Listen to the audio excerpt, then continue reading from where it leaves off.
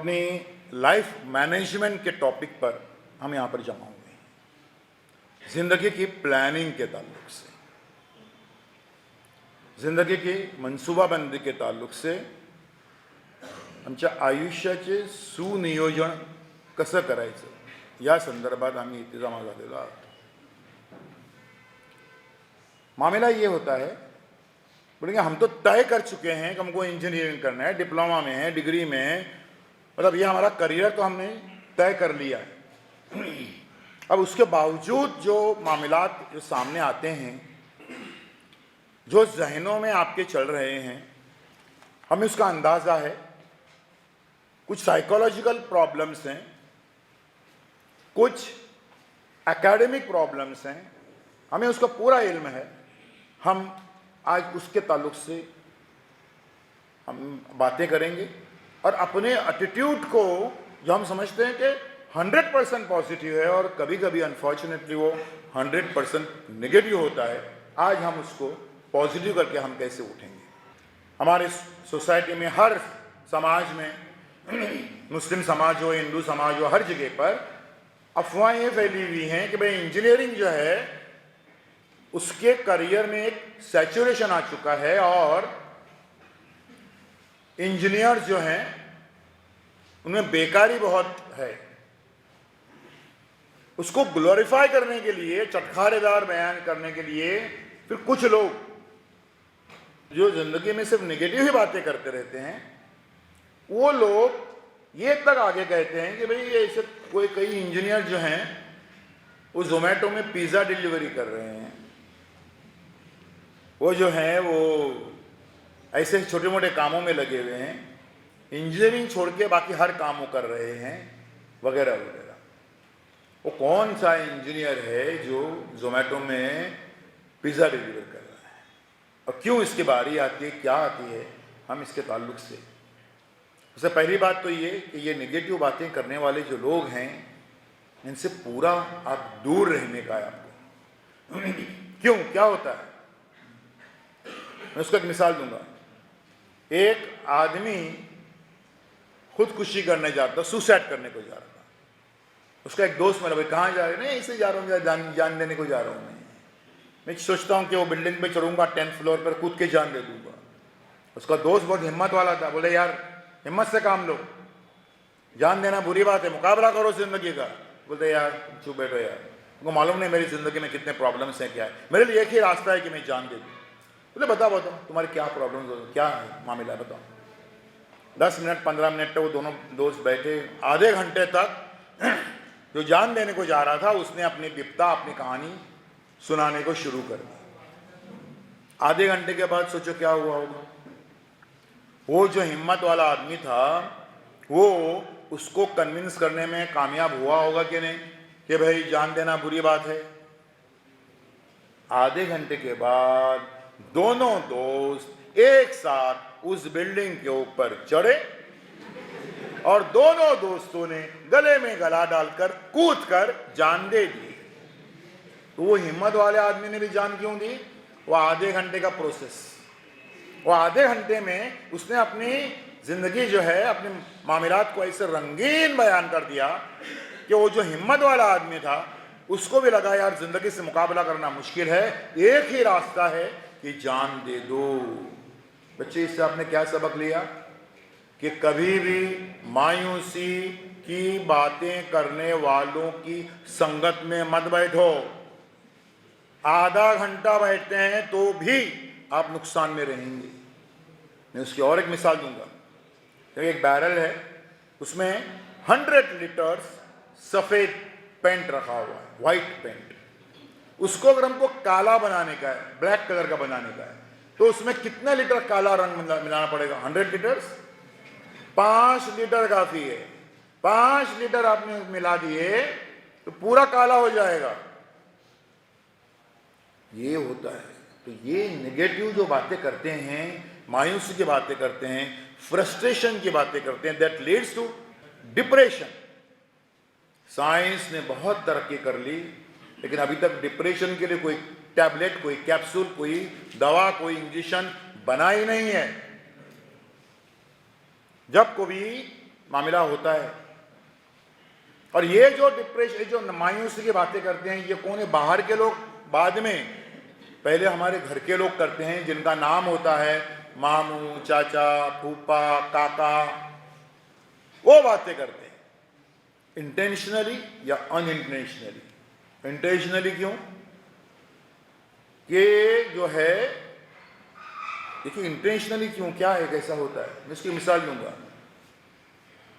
एक मछली वाली मछली बेचने को बैठती है, वो सारी मछली के टोकरे जो ढांक के रखती है कि ताज़ी मछली है, कहीं उड़ के न चला जाए, सिवाय एक टोकरे के जिसमें केकड़े रहते हैं ना, क्रैब्स, उसको ढांक के नहीं रखती वो टोकरे को।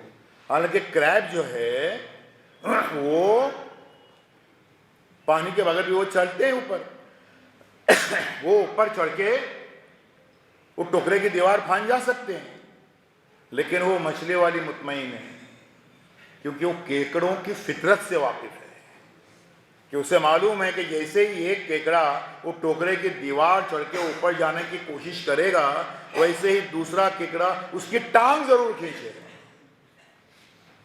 ये ऐसे केकड़े टाइप के लोग हमारे घरों में, दोस्तों में ऐसे रहते हैं कि जैसे ही आपने कोई अपना प्लान उसको एक्सपोज किया कि मैं ऐसा करने जा रहा हूं, तो आपकी टांग जरूर खींचेंगे। तो ये तरीका होता है। किसी ने आप बहुत आज के लेक्चर मोटिव में मैं ऐसा करूंगा, ऐसा करूंगा, फौरन केकड़े जमा हो जाएंगे, जिनका नाम है चाचा, मामू, फूफा वगैरह। अरे दिमाग खराब हो गया, दिमाग खराब हो गया।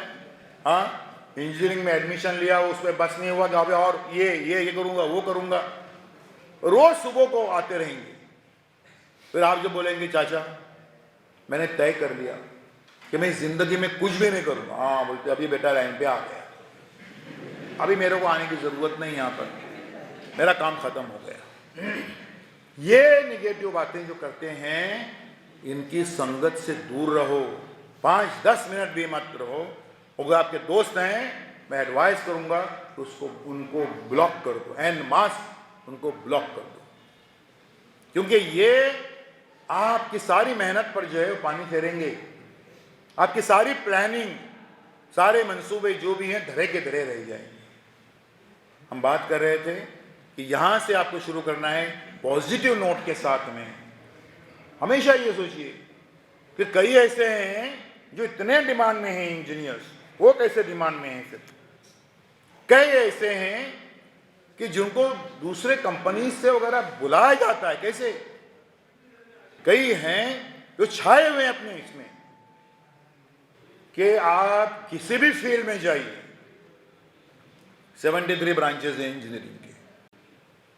आमतौर पर ये इसको बहुत डिमांड, इसको बहुत डिमांड। मैं तो ये कहता हूं किसी भी फील्ड में जाइए, उस फील्ड के मास्टर बन जाइए, हो जाइए, खो जाइए, रस बच जाइए उसमें। मास्टर्स को कभी भी, there is always a vacancy at the top. जो अपने फील्ड का एक्सपर्ट है, माहिर है, उसके लिए हमेशा वैकेंसी है, उसके लिए हमेशा जगह खाली है। उस फील्ड के हो जाइए। वो आप सोचिए मत नहीं वो इलेक्ट्रिकल के बजाय वो मैं मैकेनिकल में गया तो अच्छा था, मैकेनिकल में मैं आईटी में गया होता तो अच्छा था, ये ऐसा मत सोचिए। जो फील्ड अपनाइए उसके आप एक्सपर्ट बन जाइए। महारत आपको हासिल करनी की आपके अपने फील्ड के अंदर। हम बात कर रहे थे कि ये जो ख्यालात हैं कि निगेटिव बातें करने वाले, उनसे दूर रहकर आपको अपनी करियर की जो है वो प्लानिंग करने की है।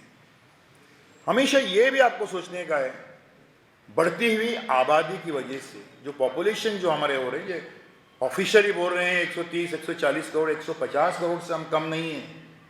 ऐसे 10-20 करोड़ तो ऐसे ही होंगे जिसको हम भटकती जमातें कहते हैं वगैरह, सब रास्तों पे हमने काउंटिंग ही नहीं की है। उसकी वजह से सारे डिपार्टमेंट ऑफ एजुकेशन जो हैं वो अपनी स्क्रू टाइट करते रहते हैं, और वो ये करते रहते हैं कि सिलेबस को कैसे टफ से टफ बनाएंगे। और वो इसलिए बनाते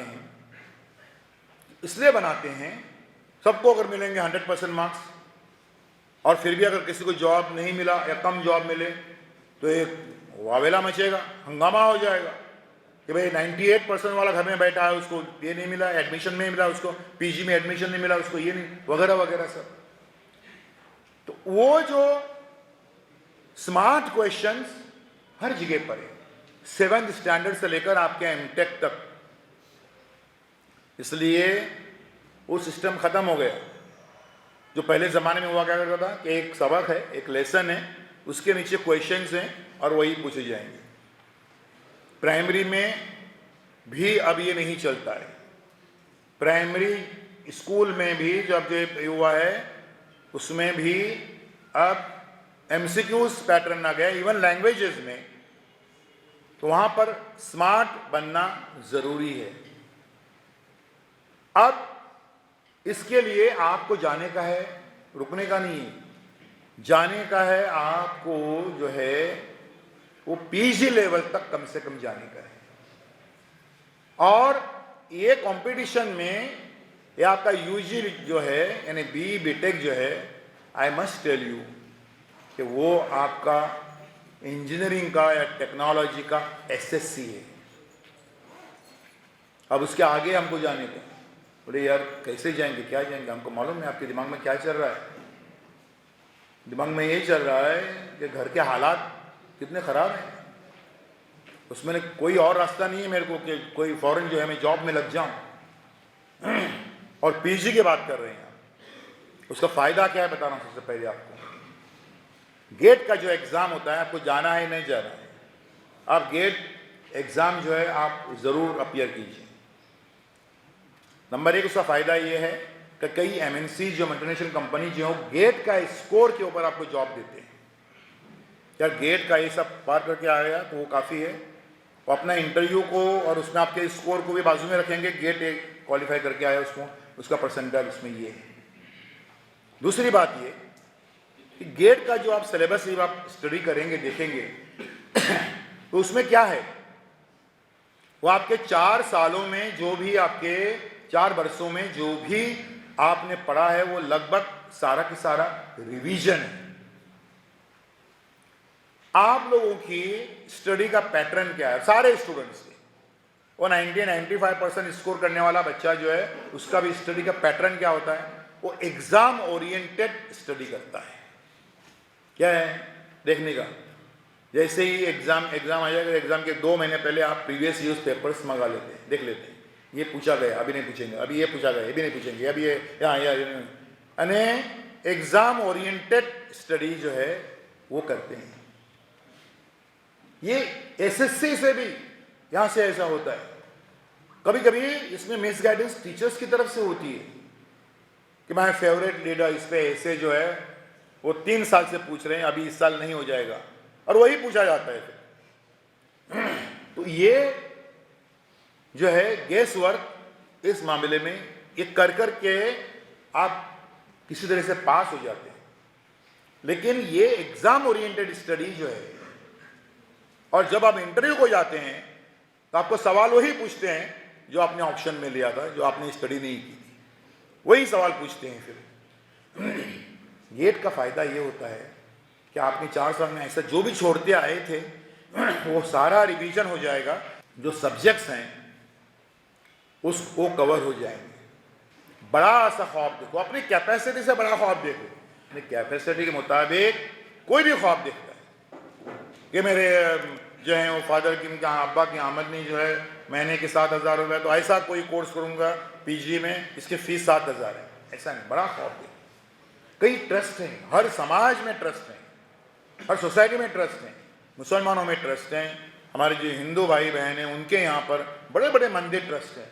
मैं बम्बई के इसका नाम सिद्धि विनायक ट्रस्ट है, स्वामी नारायण ट्रस्ट है, लालबाग का राजा ट्रस्ट है, शिरडी का मंदिर के ट्रस्ट हैं, ये आपको हेल्प करने को तैयार हैं। हमारे यहाँ पर जो है वो कई ट्रस्ट हैं, मेस्को ट्रस्ट है, इसके अलावा कालसेकर एजुकेशनल ट्रस्ट है, उसके अलावा जो है वो हाजिरी दरगाह ट्रस्ट है। जो ये एजुकेशनल इसमें ये सारे के सारे ट्रस्ट जो मैंने मंदिरों के बताए हैं या हमारे दरगाहों के बताए हैं या जो भी हैं, तो ये आपको हेल्प करने को तैयार है। ये पैटर्न जो बना लीजिए आप कि भाई एजुकेशन के लिए हमने लोन लेने का। मुस्लिम कम्युनिटी में लोन लेने की आदत जो है वो सिर्फ और सिर्फ शादी के वलीमे के लिए खर्चा करने के लिए, वहां के बड़े शो शा करेंगे, शादियां करेंगे, उसके लिए करेंगे। और फिर दूसरे बेचारे जो मिडिल क्लास के लोग हैं, गरीब लोग हैं, उसकी नकल करते हैं, वो ऐसा उन्होंने वो हॉल में, वो हॉल में, ये अल्हम्दुलिल्लाह मेरी 2 बेटियां हैं, दोनों डॉक्टर हैं। मेरी बड़ी बेटी है एमडी में, पूरे महाराष्ट्र में उसने टॉप की थी एमडी में। वो इन दोनों की ये शादी जो है उन्होंने मस्जिद में निकाह बस उसमें छुआरे बांटे थे। छुआरे में जो ड्राई जो डेट्स होते हैं, खजूर, ड्राई खजूर, वो बांटे थे और शादी जो हुई थी। किसी किस्म को कोई शोशा नहीं, कुछ नहीं। जो अफोर्ड कर सकते हैं उन्होंने बताना चाहिए। तो ये करने के बजाय आपने यहाँ पर चलन बनाओ कि यहाँ पर एजुकेशन के लिए वो ये करने का। हालात की वजह से, सर्कमस्टेंसेस, सारे हिंदुस्तानियों का एक ही ये डफली बचती है कि हमारे हालात खराब है, पता नहीं ये सब कितना, बहुत ही हालत खराब है। हालात कभी किसी को मुआफिक नहीं मिलते, हालात का मुंह मोड़ना सीखो। हालात की वजह से आपकी पढ़ाई नहीं रुक सकती है। मैं आ रहा हूँ, बहुत सारी बातें मुझे आज ये करने की, जो आपकी साइकोलॉजिकल प्रॉब्लम्स हैं, हालात की वजह से आपकी पढ़ाई नहीं रुक सकती। हाँ, हालात की वजह से आपके एक दिल के दिमाग की कैफियत, हालत कैसी हो जाती है, ये बताने के लिए जल्दी से मैं आपको एक 30 सेकंड के अंदर एक कहानी सुनाऊं। मैं कहानी इसलिए भी सुना रहा हूं कि आपके चेहरे बता रहे हैं कि आपने बरसों से कोई कहानी नहीं सुनी। सुन लीजिए, कहानी सुनिए। एक जगह पर एक बॉक्सिंग का इंटरनेशनल मुकाबला हो रहा था, और जानते हैं बॉक्सिंग किसमें हो रही थी? बिल्लियों में बॉक्सिंग हो रही थी। अमेरिका की बिल्ली, फ्रांस की बिल्ली, जापान की बिल्ली, है ना, कनाडा की बिल्ली, सारी बिल्लियां जमा हुई थी। और उसमें एक अमेरिकन बिल्ली थी, मोटी ताजी बिल्ली। वो सारी बिल्लियों को हरा डाली और फिर वो बोलती है कोई है मुकाबला करने वाला, कोई है मुकाबला करने वाला। और एक छोटी सी बिल्ली थी, इतनी सी, उसको देख देख कर बार बार बोलती थी कोई है मुकाबला करने वाला। इसे क्लास में जो लड़के रहते हैं ना, हट्टे कट्टे, जो दुबले पतले लड़के को हमेशा बोलते रहते, आता है क्या, आता है क्या। वैसे वो मोटी तगड़ी बिल्ली जो है, वो छोटी सी बिल्ली को देखते रहे, है कोई मुकाबला करने वाला। वो छोटी सी बिल्ली को गुस्सा आया, बोलते हाँ मैं मुकाबला करने को तैयार हूं। अब सब लोग पेट पकड़ के हंस रहे, ये इतनी सी बिल्ली, ये मोटी तगड़ी बिल्ली से जो है वो मुकाबला करेगी। हर मुकाबला शुरू हुआ। वो छोटी सी बिल्ली ने उस मोटी तगड़ी बिल्ली को एक तमाचा मारा, न जाने कहां गिर गई, जख्मी हो गई। सब लोग देखते बैठे, क्या हुआ, इतनी सी बिल्ली में ताकत इतनी कहां से आई। वो आज तक वाले, स्टार न्यूज वाले उसका इंटरव्यू लेने को आए। उनको कुछ काम धंधा रहता नहीं, ऐसे इंटरव्यू लेते रहते हो सबका कि भाई तुम में इतनी ताकत कहां से आई। तो वो बिल्ली ने जवाब दिया, दरअसल बात यह है कि मैं बिल्ली नहीं हूं, मैं सोमालिया का शेर हूं।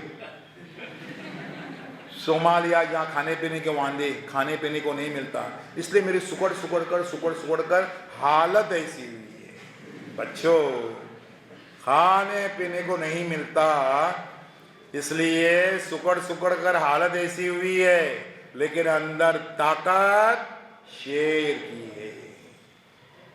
बच्चों, आप भी बिल्ली नहीं हैं, आप भी शेर हैं।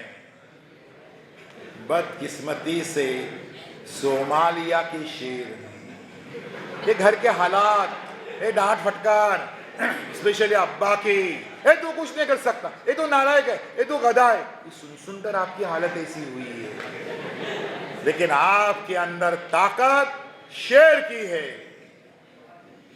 बातों को हालात की वजह से आपकी हालत ऐसी हो सकती है, लेकिन अंदर जो है ताकत आपकी शेर की है।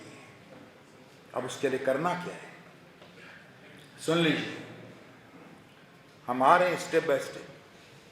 अब आपको मालूम है कि सक्सेस हासिल करने के लिए, कामयाबी हासिल करने के लिए जिंदगी में जिन चीजों की जरूरत पड़ती है वो क्या है? हौसला, हिम्मत, है ना, जिंदगी से टक्कर लेने की ख्वाहिश, बिल्कुल डिटर्मिनेशन, कमिटमेंट, ये सब चीज़ें मिलती कहाँ पे? हौसला, हिम्मत वगैरह। आपके मालेगांव में कोई दुकान है कि भाई आधा किलो हौसला दे दो, पाव किलो हिम्मत दे दो? ऐसी कोई दुकान है क्या कहीं पर, या कोई मॉल कहीं शहर में, देखो नासिक वगैरह में है? नहीं है। तो ये इतनी जो इंपॉर्टेंट चीजें हैं, ये अल्लाह ताला ने किसी दुकान पे नहीं रखी। इतनी इंपॉर्टेंट चीजें, उसके बगैर जिंदगी की गाड़ी आगे चल नहीं सकती। ये चीजें दुकान पे नहीं रखी, तो ये अल्लाह की कुछ नाइंसाफी है, नामुमकिन। अल्लाह के बहुत सारे नामों में एक नाम ये भी है कि वो मुंसिफ है, इंसाफ करता है। He is just, he always does justice. तो फिर ये इतनी इंपॉर्टेंट चीजें दुकानों में, मॉल में रखी हुई क्यों नहीं है? सुनो बच्चों, ये इंपॉर्टेंट चीजें जो हैं, ये हौसला और हिम्मत और डिटर्मिनेशन और कमिटमेंट और ये जो जिंदगी से मुकाबला करने की ख्वाहिश, ये सारी चीजें आपके अंदर अल्लाह ताला ने पहले से इन बिल्ट आपके दिल में रखी है। ये रख कर आपको पैदा किया है।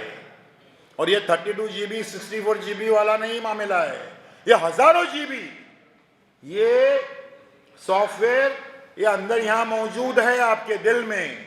इसको बाहर मत ढूंढो। इसकी मैं एक एग्जांपल दूंगा, बाहर मत ढूंढो की। आपने कुआं देखा है? कुआं, बावड़ी, है ना? काय बोलतात मराठीमध्ये कुआला? काय म्हणतात? वेलला? हां, विहीर, विहीर, विहीर, बरोबर, विहीर। हम कुआं बोलते हैं, बावड़ी बोलते हैं, वेल, है ना? कुआं किसे कहते हैं? What is the definition of A well? कुआं किसे कहते हैं? मैं सवाल नहीं पूछ रहा हूँ, घबराओ मत, किसी को मालूम हो तो बता दो। कुआं किसे कहते हैं? जिसमें पानी होता है ना, तो कुआं कहते हैं। मैं वहां पर उधर मैदान में एक 15-20 का एक खड्डा खोदूं, गड्ढा खोदूं और उसमें रोज एक एक बाल्टी पानी डालूं, तो कुआं बनेगा क्या? कीचड़ बनेगा, कीचड़। तो कुआं किसे कहते हैं? डेफिनेशन क्या है कुएं की? आप इंजीनियरिंग के स्टूडेंट्स हैं यार, जिसमें अंदर से पानी। वेरी गुड, उसको अच्छा और डिफाइन करो। इनबिल्ट यानी, वो इनबिल्ट मेरा वर्ड है, आप मत ले लो उसको। आप अपना कुछ बताओ वर्ड।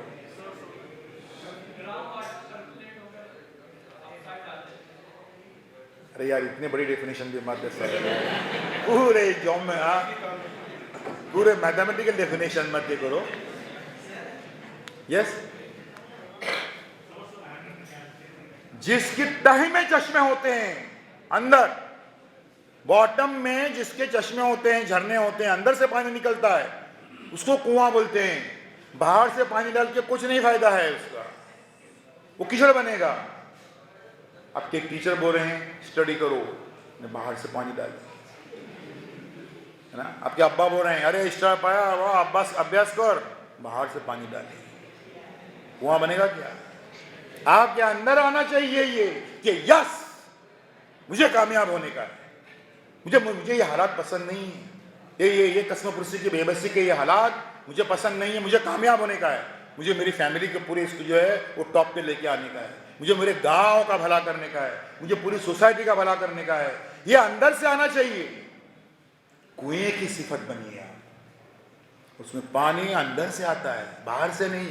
बाहर से आपको कितने भी, इसको हम एक लफ्ज में जो कहना चाहेंगे, जो मैं कहने जा रहा हूं, मेन बात, और वो है सेल्फ मोटिवेटेड बनिए।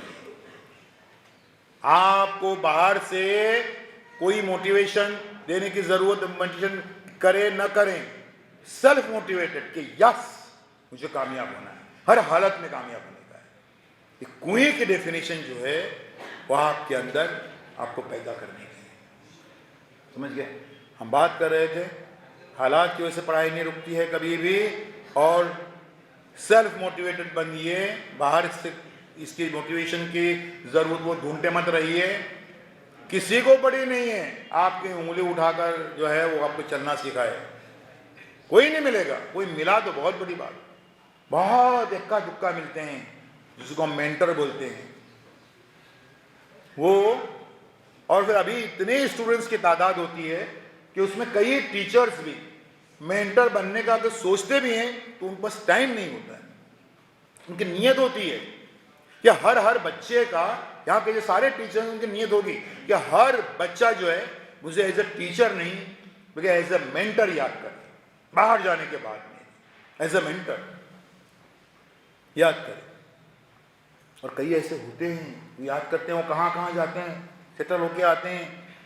तरीका अपने टीचरों से आने के बाद मिलने का जो ये होता है वो ऐसे होता है। आज भी हमारे जो है अल्हम्दुलिल्लाह मेरे प्राइमरी स्कूल के जो हेड मास्टर थे वो अभी तक हयात हैं, और मेरे हाई स्कूल के जो हेड मास्टर थे वो भी मुझे अभी तक हयात हैं। उनको अल्लाह ने बहुत लंबी ज़िंदगी दी है। उसके साथ साथ एक वजह यह भी है कि हम जैसे स्टूडेंट उनको हर नमाज में हम उनके लिए दुआ करते हैं, उनकी लंबी और सेहत की ज़िंदगी के लिए। और हमारी हिम्मत नहीं अभी तक कि हम जो है ऐसे खड़े होते, ऐसे खड़े होने की हमारी हिम्मत ही नहीं कभी, और हमारी लायकी भी नहीं है हम टीचरों के सामने ऐसे खड़े रहे। यह एहसास होता है, ये सारे टीचरों को यहाँ के भी लगता है हम हर बच्चे के मेंटर बन जाए। वक्त नहीं होता उतना वो करने के लिए, क्योंकि वो सारा जो एजुकेशन सिस्टम है वो सिस्टम में जो है वो सिलेबस के इर्द गिर्द घूमता है, उसमें ये मामला इसका ही नहीं होता है। हम आ रहे हैं आपके पढ़ाई करने के मेथड और इसके तरह। आप जो स्टडी करने को जो बैठते हैं, जब ये करने को ये होते हैं, पहली रुकावट क्या आती है स्टडी करने का, बैठ टेबल पे बैठे आप, तो पहली रुकावट क्या आती है उसके अंदर, आज नहीं कल। हम लोगों को सबको आने वाला कल बड़ा अच्छा लगता है। क्या कल होगा, आज क्या है, आज फ्राइडे, कल अच्छे से जो है स्टडी करनी है। नहीं वो अभी मेरे बर्थडे आ रहे, बर्थडे के दिन से अच्छी स्टडी करते हैं, नहीं वो उस दिन से अच्छी से स्टडी करेंगे। बच्चों आज का नाम जिंदगी है, आज के लिए रुकी है ये जिंदगी। बीता हुआ कल बीत चुका है, आने वाला कल अनदेखा है, हकीकत सिर्फ आज है। आज से आप आज में यकीन रखना शुरू करो, कल नहीं। कल पे चौकड़ी मार दीजिए, कल पे क्रॉस कर दीजिए। आज जो भी है, बोले यहाँ से जाएंगे थके हारे जो ठीक है, थोड़े थके और आराम कर लीजिए, लेकिन आज में यकीन रखना शुरू कर दीजिए। नंबर 2, आपकी पढ़ाई की जो बैकबोन है, जो रीढ़ की हड्डी है, वो है आपका टाइम टेबल। रोज रात को सोने से पहले, सिर्फ 5 मिनट पहले, समझ गए? आपने क्या करने का है, छोटे कागज के ऊपर, सोने से पहले कह रहा हूं मैं, अभी से लेकर आपको एमटेक करना है, पीएचडी करना है, वहां तक आप रात को अगर सो रहे 11 बजे तो 10:55 को छोटे कागज के ऊपर कि भाई ये जो है यहाँ से यहाँ तक ये एक टाइम टेबल आप बनाइए।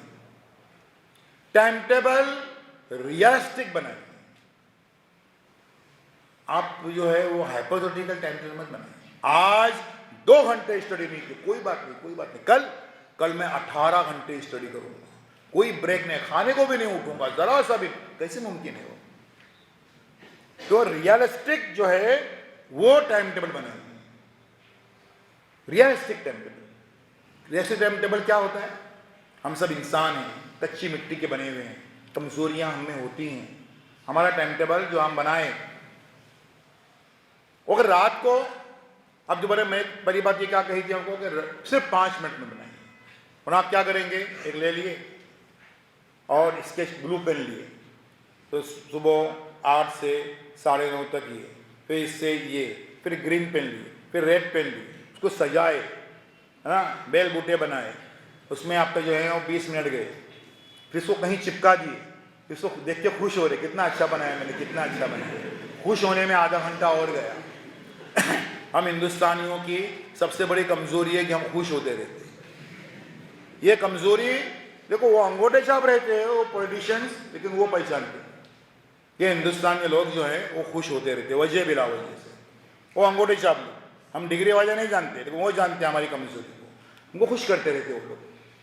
तो ये टाइम टेबल नुकसानदेह है। जिसको रंगाने में आधा घंटा गया, उसको देख के खुश होने में आधा घंटा गया, ऐसा नहीं।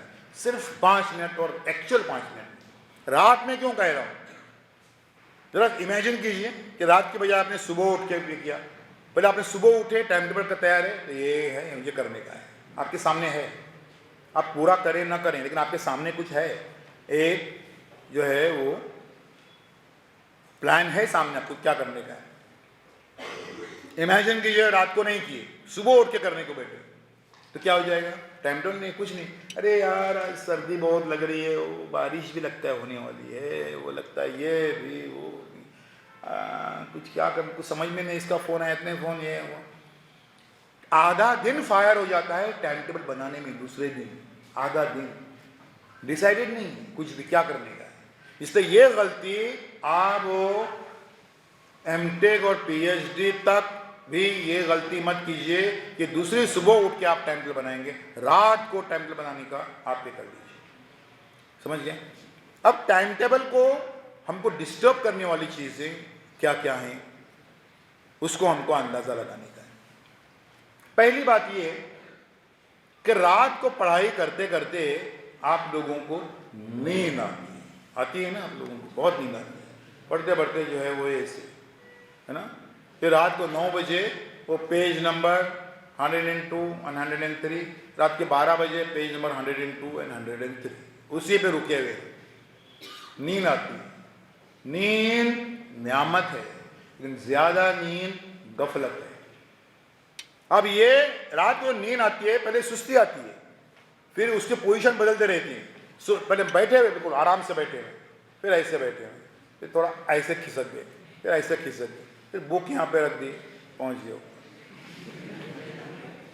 बुक यहाँ पर रखी क्या सोचकर, पहले यहाँ पर रखी, फिर आंखें थोड़ी बंद कर रहे हैं, ये पढ़ूँ, रात को 11 बजे ना, ये पढ़ूँ कि वो पढ़ूँ, नहीं वो चैप्टर पहले, नहीं फिर वो चैप्टर, फिर वो, फिर फैसला कर दिया कि नहीं मैं ये चैप्टर पहले पढ़ूंगा। देखिए तो 4 बज गए, अरे 11 बजे फैसला करने को लिए, वो आधी नींद में हम पहुंचे थे, और इसलिए नींद में भी वो ख्वाब में भी वही देख रहे थे, आंख खुली तो 4 बजे, 4 कैसे बजे भाई? ये होता है। तो नींद क्यों आती है? नींद आपकी इसमें जो दुश्मन है, नींद नियामत है, मैंने कहा, ज्यादा नींद नफलत है। नींद भगाने का तरीका क्या है मैं बता रहा हूं। 2 बातें कि नींद आती है और सुबह को आंख नहीं खुलती, दोनों का तरीका बता रहा हूं। नींद आने का और नींद भगाने का तरीका क्या है? बच्चों आपने मैराथन रेस के बारे में सुना है? बहुत लंबा दौड़ने का रहता है। फुल मैराथन कितने किलोमीटर की होती है? 42 kilometre full marathon. Half marathon भी होती है जो 21 पॉइंट समथिंग सम किलोमीटर की होती है। फुल मैराथन 42 किलोमीटर के रहती है। जो फुल मैराथन जो जीतते हैं बच्चों, उनको जरा टीवी पे इस पर आप जरा गौर से देखो, वो कोई हट्टे कट्टे लोग नहीं रहते, ऐसे लुकुड़े सुकुड़े रहते थे। वो कैसे जीतते हैं उसका राज बता रहा हूं, और वो आपको अप्लाई करने का है आपकी स्टडीज के अंदर। कैसे जीतते हैं वो मैराथन रेस में हिस्सा लेने वाले, वो कैसे जीतते हैं? कोई भी शख्स अपनी जिस्मानी ताकत, फिजिकल स्ट्रेंथ से, जिस्मानी ताकत से ज्यादा 5 किलोमीटर दौड़ सकता है। कितना किलोमीटर? 5 किलोमीटर अपनी फिजिकल ताकत से वो दौड़ सकता है। 5 किलोमीटर दौड़ने के बाद वो हाँपने लगता है, हड्डी फसली चूर हो जाती है, एक कदम भी आगे नहीं बढ़ा पाता है। उसके आगे उसको कितना दौड़ने का है? 37 किलोमीटर। 37 किलोमीटर कैसे आगे दौड़ते हैं? 37 किलोमीटर 5 किलोमीटर दौड़े, वहां पर कहां पर हड्डी फसली चूर हो गई, उसके आगे एक कदम नहीं बढ़ा सकते। उसके आगे 37 किलोमीटर वो दौड़ते हैं अपनी विल पावर से, अपनी कुव्वत इरादी से, अपनी इच्छा शक्ति से कि यस मुझे कामयाब होने का, मुझे जीतना है, मुझे रेस जीतने का, मुझे 37 किलोमीटर बच्चों वो दौड़ते हैं अपनी विल पावर से, अपनी इच्छा शक्ति से कि यस मुझे जीतना है ये रेस। बच्चों ये मैराथन रेस जीतने वालों की विल पावर आप अपने अंदर पैदा कर लीजिए। आप जब स्टडी करने बैठते हैं 2 घंटे के बाद हर बच्चे को सुस्ती आती है, फिर है ना ऐसी किताब यहाँ रख दिए, ऊपर पहुंच गया, ऐसा हो जाता है। यानी आपकी फिजिकल ताकत, जिस्मानी ताकत जागने की जो है वो यहाँ पर दी एंड खत्म हो गई। अब यहाँ से रोल शुरू होता है आपके विल पावर का कि यस, मुझे ये सब्जेक्ट आज पूरा करने का है, मुझे ये हफ्ते में ये मेरी पूरी स्टडी जो है खाली पूरी करके मुझे रिवीजन शुरू करने का है, मुझे कामयाब होने का है, मुझे नंबर 1 चाहिए, मुझे हर हालत में जो है वो इतने सीजी में इतने मेरे मार्क्स चाहिए, इतने मेरे ग्रेड चाहिए, ये हर हालत में चाहिए। ये इस तरीके से आपकी विल पावर से, आपकी इच्छा शक्ति से, आपके कुव्वत इरादी से आप कामयाबी हासिल कर सकते हैं। हम बात कर रहे थे कि रात को जो नींद आती है पढ़ाई करते करते, उस वक्त वो मैराथन रेस जीतने वाली की विल पावर को आप याद कर लीजिए, तो आपको कोई दिक्कत नहीं हो जाएगी। दूसरी रुकावट क्या आती है? सुबह आंख नहीं खुलती है ना, क्या करते हैं?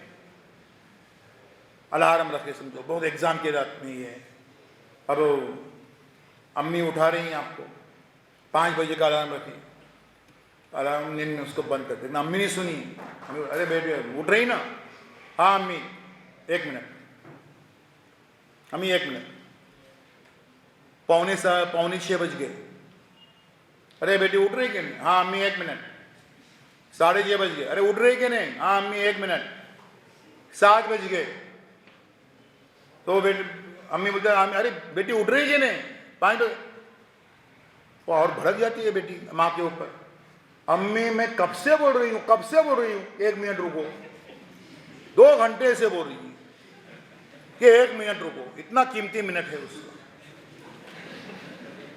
तो सुबह टाइम पे नहीं उठते हैं, तो सुबह राइट टाइम उठने का तरीका क्या है सुन लीजिए, और ये आप जिंदगी भर अपनाइए, आपके पीजी और सब जब तब। अगर आपको सुबह 7 बजे उठना है, कितने बजे? 7 बजे उठना है, तो रात को सोते वक्त 1 गिलास पानी पी के सो जाइए। अगर आपको सुबह 6 बजे उठना है, तो रात को सोते वक्त 2 गिलास पानी पी के सो जाइए। और अगर आपको सुबह 5 बजे उठना है, तो रात को सोते वक्त 3 गिलास पानी पी के सो जाइए। इससे बेहतर अलार्म और कोई नहीं, क्योंकि उसके लिए आपको उठना ही पड़ेगा।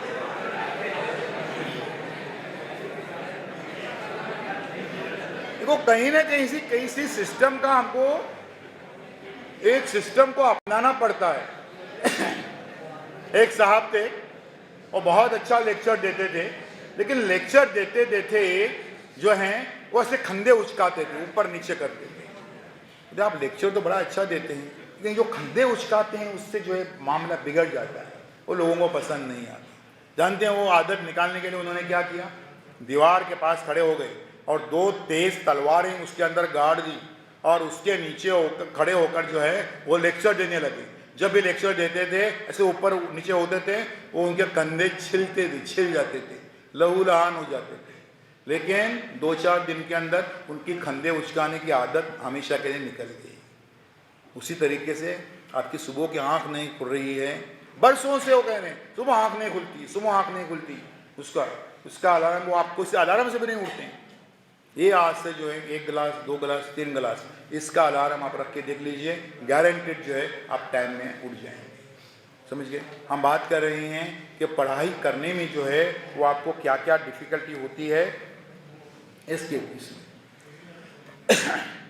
टोटल भी अगर आपका टाइम टेबल डिस्टर्ब हो रहा है, टोटल डिस्टर्ब नहीं होता है, सुन लीजिए, 50% पहले कामयाब हो जाएगा, फिर 60%। टाइम टेबल बनाना छोड़ो मत। टाइम टेबल बनाना अगर आप छोड़ते हैं, क्यों नहीं यार टाइम कुछ फायदा नहीं, तो किससे फायदा है? फिर डिस्टर्ब होके अनडिसाइडेड अगर रहेंगे हम, तो उससे क्या फायदा होगा? फायदा जो है टाइम टेबल बनाने में ही है। टाइम टेबल बनाकर जो है वो गारंटेड सक्सेस मिलती है। और time table is a magic. Time table जो है वो सबसे इफेक्टिव चीज है। उसी कोई आप एक मिसाल देंगे कोई कि टाइम टेबल का जादू चलता है? कोई मिसाल आपके सामने है? कल रात में मेरे प्रोग्राम में कोई हाजिर था आप में से? कोई वॉलेंटियर्स वगैरह कोई नहीं था। टाइम टेबल का जादू चलता ही है, उसका कोई सबूत कोई बताया कि मैं उसको 100 रुपये इनाम दूंगा। चलो, आप रात में थे? हाँ, ऐसा कैसा? इसलिए मैंने पूछा आपको, तो फिर रात को मैंने ये बात बताई थी, तो पैसे वापस। तो मुझे बम्बई जाने के लिए वांदे हो जाएंगे, 100 रुपया मैं दूंगा तो।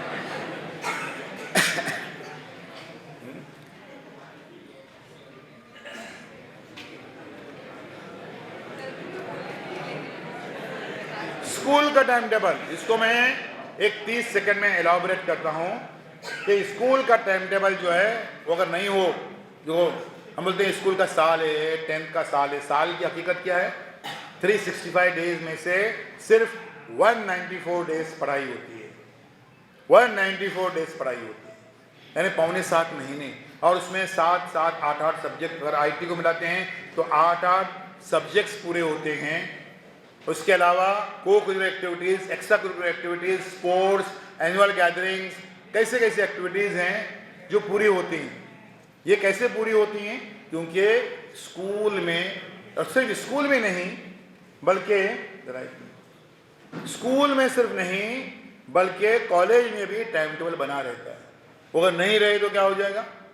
तो एक अगर स्कूल में आप ये फर्ज कीजिए कि हिस्ट्री पढ़ा रहे टीचर, ज्योग्राफी 2 घंटे से पढ़ा रहा है, तो ज्योग्राफी का टीचर बाहर खड़ा है, बोलते हैं भाई बाहर निकल, मेरे को पढ़ाने का अभी टाइम टेबल कुछ नहीं ना इसके लिए। स्टाफ रूम के अंदर मैथ्स के टीचर और साइंस के टीचर में बाकायदा कुश्ती चली हुई, और वो जो प्रिंसिपल जो है वो सिटी बजा के वह बस बस करो बस करो बस करो, ऐसा रेफरी बने हुए। ये सिनेरियो होता अगर टाइम टेबल नहीं होता। तो ये टाइम टेबल का जादू है कि जिसकी वजह से 6.25 महीने में इतनी सारी एक्टिविटीज़ जो हैं वो पूरी होती हैं। समझ गए? हम बात कर रहे थे कि आपका टाइम टेबल अगर थोड़ा सा डिस्टर्ब भी हो रहा है तभी आप पूरे डिस्टर्ब मत हो जाइए। नंबर 1 मैं स्लोगन आपको देके जा रहा हूं आपकी स्टडीज के लिए, और जिंदगी भर के लिए याद रखिए।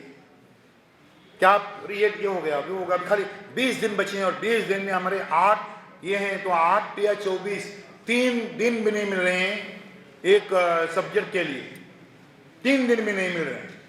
पहली बात तो ये कि आपको जो है, पहली बात तो जो ये है अनगो फीडबैक फॉर्म हो जाएंगे, इस पर आप जो है अपने जो फीडबैक्स आप उसमें लिख दीजिए, जिससे हमको हमारे ये फीडबैक जो ले रहे हैं हमको एक स्टडी करने के हिसाब से ले रहे हैं कि यहाँ पर आप लोगों के जो ये हैं क्या ये तासुरात आपके क्या हैं, और एक इंजीनियरिंग के जो स्टूडेंट्स हैं वो क्या सोचते हैं।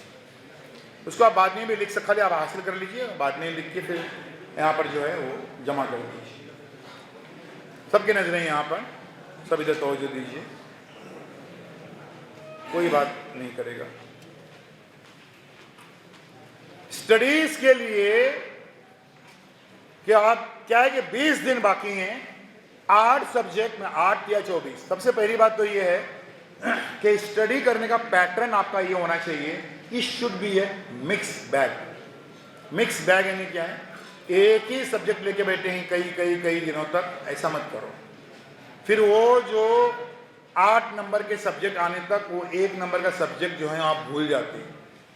पैटर्न आपका ये होना चाहिए कि मिक्स बैग, कि एक दिन में आप 3 सब्जेक्ट कम से कम पढ़ रहे हैं, और हर 2 घंटे के बाद कंपलसरी मिनिमम 15 मिनट का ब्रेक। आपने सुना बराबर से? क्या 2 घंटे के बाद 15 मिनट का ब्रेक? कुछ लड़कों ने ये सुना कि 15 मिनट की स्टडी के बाद 2 घंटे का ब्रेक, है ना? ऐसा नहीं। और जो ब्रेक जो है वो भी एक सही होना चाहिए, है ना?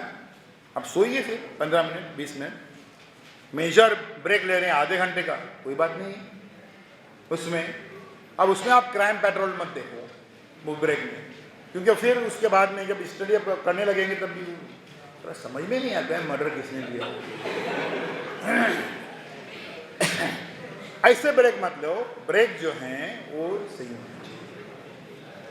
आप कि भाई 20 दिन में, आई रिपीट अगेन, 20 दिन में 8 सब्जेक्ट्स कैसे करेंगे?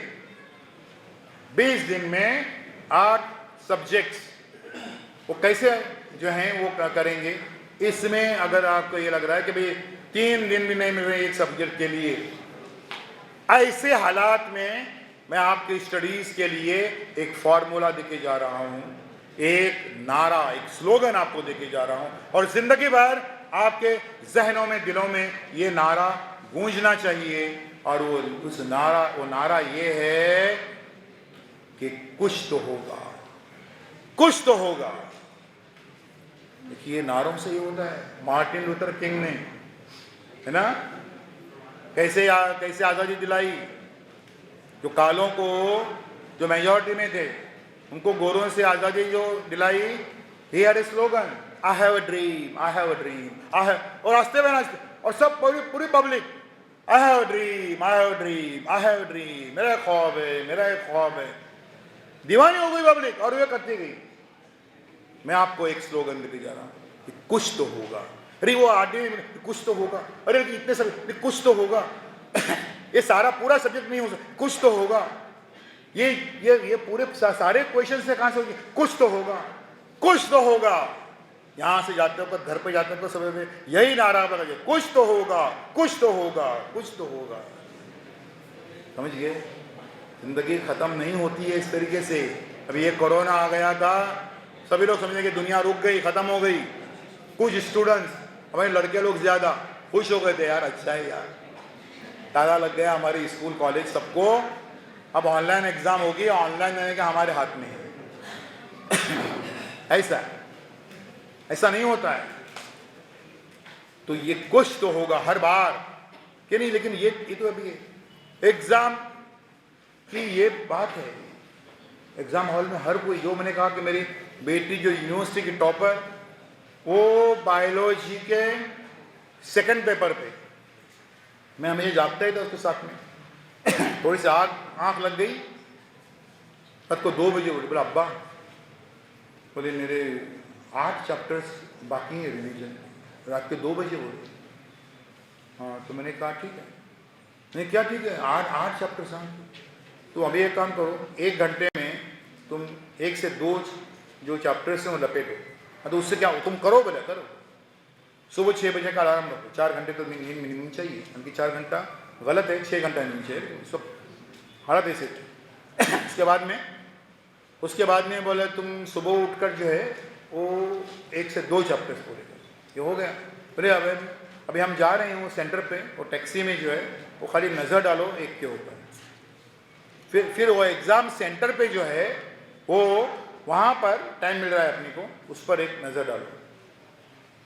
ये मुझे अभी तक पता नहीं कि मेरी बेटी हमेशा लगभग 100% मार्क्स बायोलॉजी में लेने वाली, और रात को 2 बजे बोल रही है कि मेरे 8 चैप्टर्स बाकी। ये हर बच्चे की ज़िंदगी में ऐसा हो सकता है, क्योंकि जो मैंने मेरी बेटी को बताया था, मैंने वो सारे बच्चों को बता रहा हूँ मैं कि कुछ तो होगा। उससे आप जो हैं वो सॉल्व कर सकते हैं अपने इश्यूज़ को, अपने प्रॉब्लम्स को। हर बार कि भाई कुछ तो होगा, अरे कुछ क्या हो जाएगा, मैं तो ये अनहोनी चीज़ों के लिए आप जो टाइम टेबल बना रहे हो उसमें अनहोनी चीज़ों के लिए स्कोप रखो। अनहोनी चीज़ों के लिए 1 महीने के इसमें आप जो हैं वो 5 दिन बल्कि 6 दिन अनहोनी चीज़ों के लिए आप रख लीजिए। 6 दिन अनहोनी चीज़ों के लिए रखिए आप, कि भाई खुदा न खास्ता कोई बीमार हो जाए, कहीं से कोई कुछ बुरी खबर आ जाए, मैं खुद बीमार हो जाऊं, जिसके इम्कान है। कोई बीमारी जो है वो अपने आप पे लाद के नहीं लेता है। कोई बीमार जो है वो जानबूझ के नहीं होता है। और एग्ज़ाम के दिनों में और एग्ज़ाम की रातों की जो बीमारियां हैं, वो बीमारियां अक्सर साइकोलॉजिकल बीमारियां हैं, वो फिजिकल बीमारियां नहीं हैं। जैसे अगर आप बोलते हैं कि भाई सर चकरा रहा है, आंख से नाक से पानी आ रहा है, और जरा ये फिजिकल बीमारी नहीं है, ये साइकोलॉजिकल बीमारी है। कहीं ना कहीं आपके टाइम टेबल का जो डिस्टर्ब जो मामला हुआ था उसको आप जो है वो झेल नहीं पाए, उसको आप झेल नहीं पाए। ये होता है, ये नहीं होना चाहिए। इसके लिए आपको समझना है कि ये कुछ तो होगा, ये नारा आपकी ज़िंदगी चेंज कर देगा। अब यकीन रखिए कि इस तरीके से हमको ये करने का है। अब इसमें कुछ बच्चे कहते हैं, मैं एक पॉइंट्स खाली आपके ले रहा हूँ जो मैंने ये 2 दिन कल के आज के इसमें कहीं पर भी नहीं लिए थे, मैं उसको मैं ज़्यादा कवर कर रहा हूँ। क्योंकि बहुत हम स्टडी करते हैं, बहुत पढ़ाई करते हैं और फिर भी हमको जो चाहिए वो डिजायर्ड सक्सेस नहीं मिलती। क्या वजह है उसकी? बहुत स्टडी करते हैं आपके हिसाब से, क्या वजह है? मैं इसकी मिसाल दूंगा, सबकी नजर यहां पर मिसाल दूंगा। वो फॉर्म में भरते जाइए, आप जब 2 काम एट ए टाइम करने की आदत रखिए, थोड़ा सा खिसक जाएगा उल्टा उल्टा। आप मुझे सुनिए बात, नीचे लिखते भी जाइए। अगर ऐसा उतना तो इंजीनियरिंग स्टूडेंट्स का दिमाग जो है वो इतना एक्टिव तो होना ही चाहिए, एट ए टाइम 2 काम कर सके। या बाद में कर लीजिए, आपको 10 मिनट दिए जाएंगे बाद में फिलअप करके वो देने के लिए।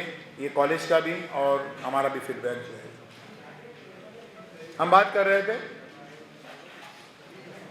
कि इसमें आपको ये लगता है कि हम इतनी पढ़ाई करते हैं फिर उसके बावजूद जो है तो जो चाहिए वो हमको कामयाबी मिलती नहीं है, सक्सेस मिलती नहीं है।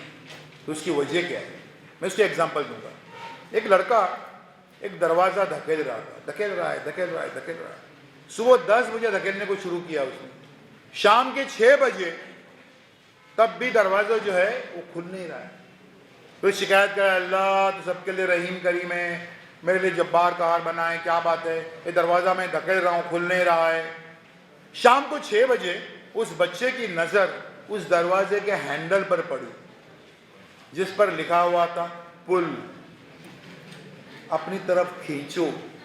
जो दरवाज़ा अपनी तरफ खींच के खुलता है उसको वो दबा दबा के धकेल के कोशिश कर रहा था, पुशिंग करके उसको कोशिश कर रहा था। मेहनत कितनी हुई? 8 घंटे मेहनत हुई, लेकिन रिजल्ट 0। क्यों? क्योंकि मेहनत गलत समत में, गलत डायरेक्शन में हुई। आपको जब ये लगता है कि आपको जितनी आप मेहनत करते हैं उतना रिजल्ट आपको नहीं मिल रहा है, आपको जब ये लगता है तब आप नज़र डालिए आपके पैटर्न ऑफ स्टडीज़ पे कि क्या वजह है। तो उसके लिए क्या वजह हो सकती है? तरीका गलत है। आप इंजीनियरिंग के स्टूडेंट्स हैं, अब हिस्ट्री, ज्योग्राफी और सोशल साइंस के स्टूडेंट्स नहीं हैं कि लेटे पढ़ रहे हैं, पानीपत की पहली लड़ाई, दूसरी लड़ाई, ऐसे लेटे पढ़ रहे हैं, ऐसे नहीं है। आपके जो सब्जेक्ट्स हैं, सारे सब्जेक्ट्स विदाउट एक्सेप्शन, सारे सब्जेक्ट्स का दूसरा नाम कुछ हो सकता है, तो वो है प्रैक्टिस, प्रैक्टिस एंड प्रैक्टिस। वो सारे प्रैक्टिस चाहते हैं आपसे। अब प्रैक्टिस की बुनियाद क्या है? बता रहा हूं कि आपकी मेहनत कहां पर ये होती है, और वो है आपके हाथ में हमेशा पेंसिल होनी चाहिए स्टडी करते वक्त। पेंसिल से क्या करने का है? आपको इंपॉर्टेंट चीज़ों को अंडरलाइन करने का है। क्या वजह है उसके का? ये करके फ़ायदा क्या है? एग्ज़ाम की एक रात जो कुछ बच्चों पर नहीं, कई बच्चों पर क़यामत की रात गुजरती है। सब भूल चुका हूँ, कुछ भी याद नहीं, जुग में सब याद था, सब भूल गया, ये गया। उस वक्त वो जो अंडरलाइन किए हुए हैं, ये अंडरलाइन मैंने किया है, आता है मेरे को आता है। ये आता है कॉन्फिडेंस उसमें। एग्जाम की रात में आप डिक्लेयर करते हैं कि सब कुछ भूल चुके हैं, यानी आप ये डिक्लेयर करते हैं कि आपका कॉन्फिडेंस लेवल जो है वो कम हो रहा है। कॉन्फिडेंस लेवल को खाली बरकरार रखने के लिए नहीं, बल्कि ऊपर ले जाने के लिए भी जो चीज़ काम आती है वो है पेंसिल। पेंसिल से क्या करने का है आपको? पेंसिल को मजाक मत समझो, और पेंसिल से अंडरलाइन करने को भी मजाक मत समझो। पेंसिल सबसे बड़ा हथियार है। उससे आप क्या करें? वो एग्जामिनर का माइंड पढ़ रहे हैं इस पेंसिल से कि उसके दिमाग में क्या सवाल चल रहे हैं। वो आपको हराना चाहता है, he wants to defeat you. आप उसको हराइए, और वाकई हराइए उसे। वो घुमा फिरा के सवाल पूछना चाहता है उससे। आप पेंसिल से, ये इसके माइंड में चल रहा है, ये सवाल जो है ये पूछेगा, ये माइंड में चल रहा है, उसको पेंसिल से अंडरलाइन करके आप इसको ये कर लीजिए। हम बात कर रहे थे कि पेंसिल का कितना इंपॉर्टेंस है, उसके जरिए से आप जो हैं वो ये कर सकते हैं। अब जो आती है पढ़ाई, जो स्टडी जो आती है, उसमें दो अहम चीजें आती हैं, और उसमें से एक ये है, नंबर एक बात ये कि सबसे इंपॉर्टेंट चीज जो आपकी स्टडीज में है, और उसका नाम है फोकस करना। इसको जरा पॉइंट बनाइए, आपको जब नोट कर रहे हैं तो उसको लिख लीजिए कि फोकस करना जो है इंपॉर्टेंट है। फोकस करना जानते हैं, किसी चीज पर फोकस करना। उसे कोई एग्जांपल दे सकते हैं फोकस करने की?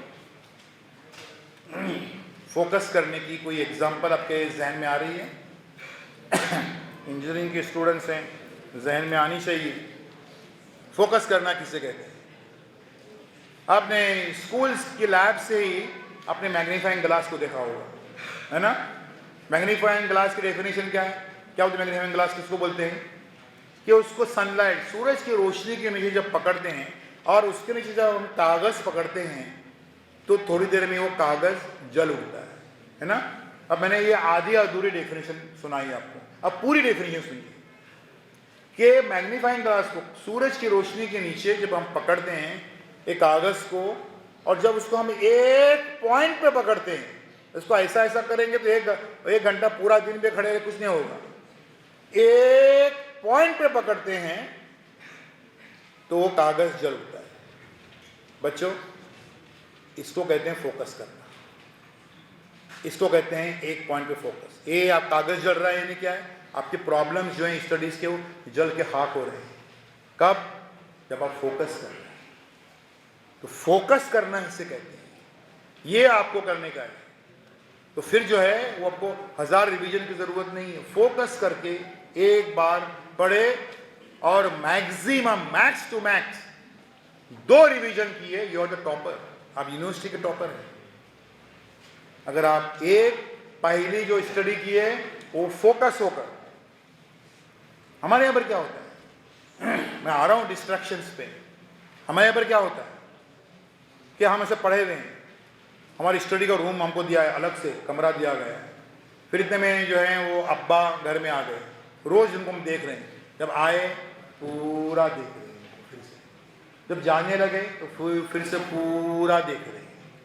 अरे अब्बा को हम रोज देख रहे हैं सुबह शाम, लेकिन यार इतना हमको अच्छा है ना 2-4 मिनट में डिस्ट्रैक्ट होने के लिए, टाइम पास करने के लिए। तो ये नहीं होता है। आप जब मॉडल पेपर जब सॉल्व करते हैं, जो जरूरी है किसी भी एग्जाम पे जाने से पहले आप मॉडल पेपर सॉल्व करो, तो उसमें क्या रहता है, अलार्म रखे आप 2 घंटे का पेपर फॉर एग्जांपल है 8 से 10, उसमें कोई बातचीत नहीं, कोई कुछ नहीं, घर के लोगों को बोलने आप कुछ मत बोलो, कुछ खाना नहीं पीना नहीं, फोन कॉल से सवाल ही नहीं पैदा होता। 2 घंटे अलार्म बजते ही पेन डाउन।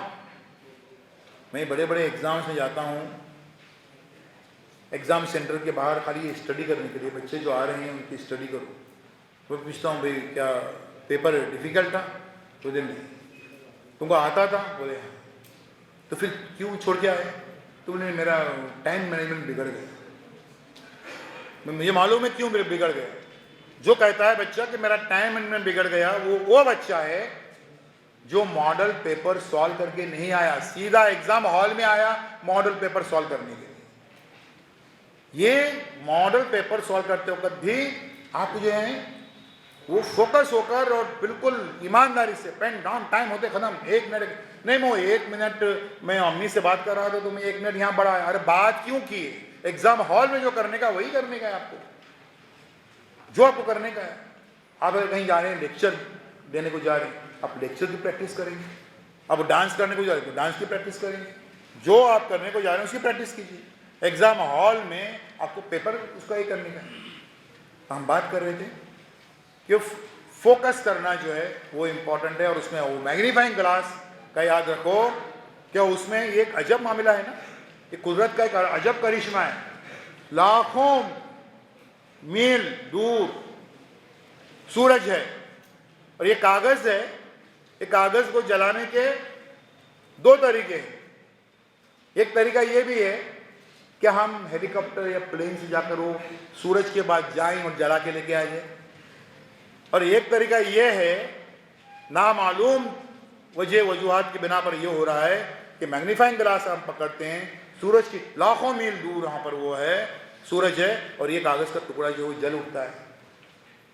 ये फोकस की ताकत है बच्चे, ये मैग्नीफाइंग ग्लास और ये फोकस करने की ये चीज़ जो है उसको याद रखो।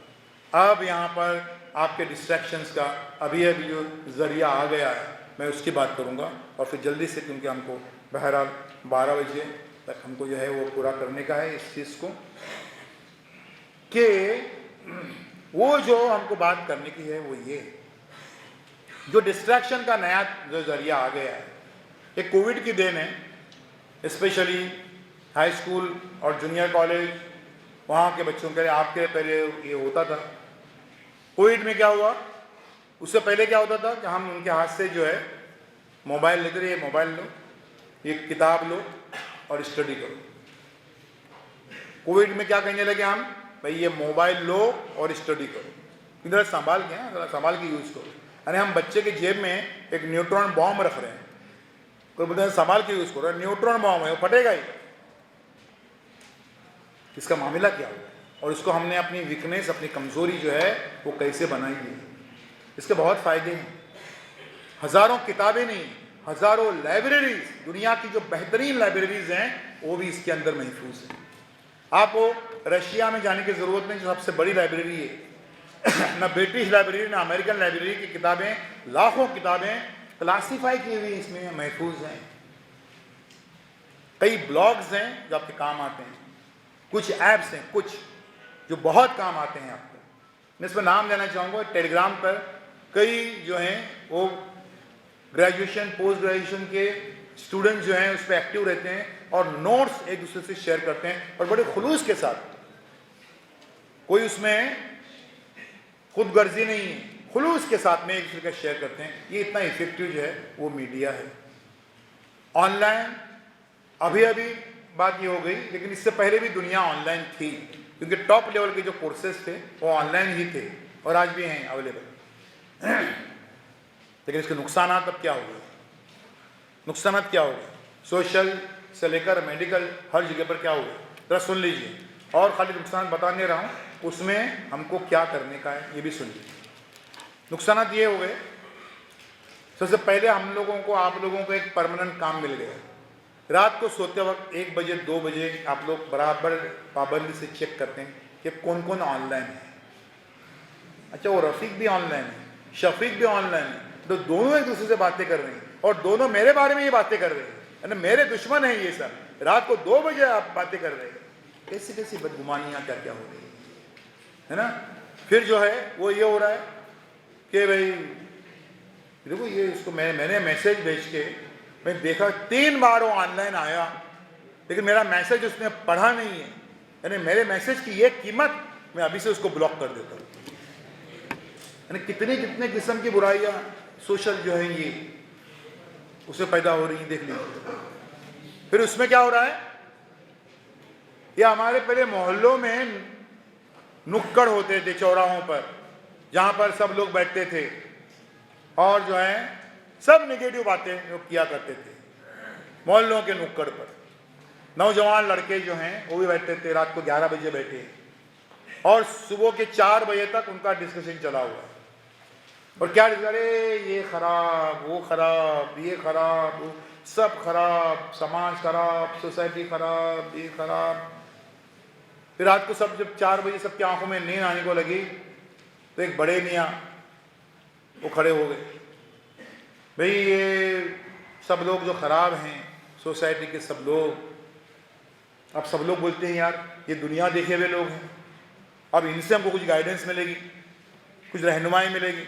हाँ चाचा आप बताओ, ये सब खराब, बस ये समझ लो कि कयामत करीब है।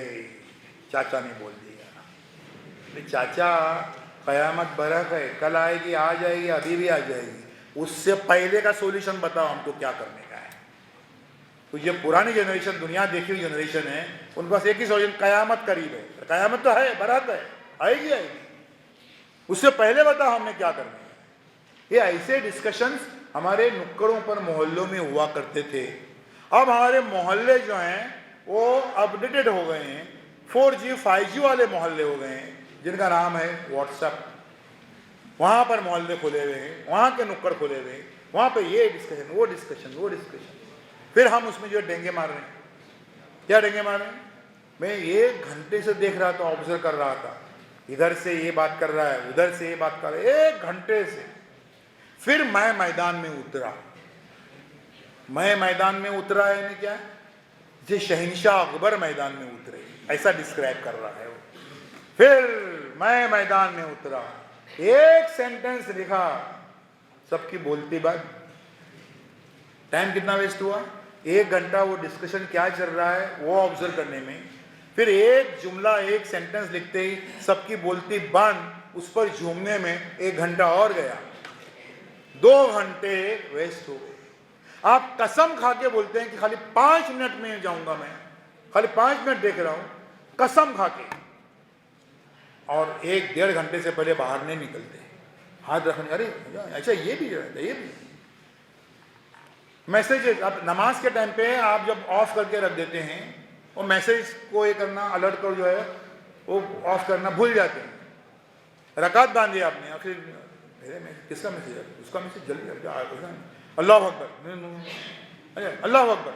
अब वो बोलते जा रहे हैं, मैकेनिकल तौर पर हम खाली अल्लाह अकबर आयतें पढ़ रहे हैं, और तहियात में बैठ गए, तो तब भी 1-2 मैसेज, इधर सलाम फेरी, उधर सलाम फेरी, फौरन देखा किसका मैसेज क्या है, किसका है। मैंने बड़ा वो कंपनी के मैसेज है,